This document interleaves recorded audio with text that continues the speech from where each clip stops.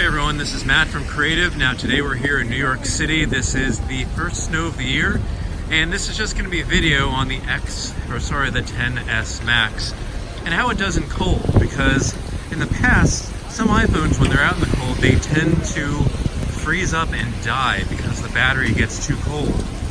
At least right now it's about 33 degrees, so it's not really going to be a problem, but there's a lot of moisture in the air. It's snowing and it's kind of getting on the phone itself, so that may cause some issues. Let's try and get in my car. But I've been filming for a little bit, doing an Instagram live and doing this, and the camera seems to be doing fine. Of course there's going to be some water on the lens because of the snow, and my hand is freezing, but the camera is doing well. Because of the moisture on the lens, it's not really doing the HDR as best that it can, because I know these wouldn't be as blown out as they were before.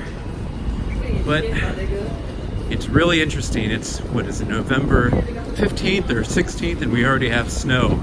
So it's a good opportunity to try this brand new phone in the cold.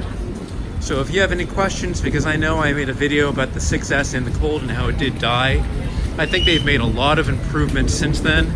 But if you have any questions on how this phone is doing, the 10s Max, in the snow, put it in the comment section below and I will let you know.